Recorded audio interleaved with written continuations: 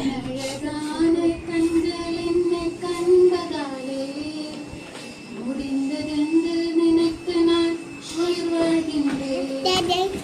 அழகான கண்கள் என்னை கண்டதாலே முடிந்ததென்று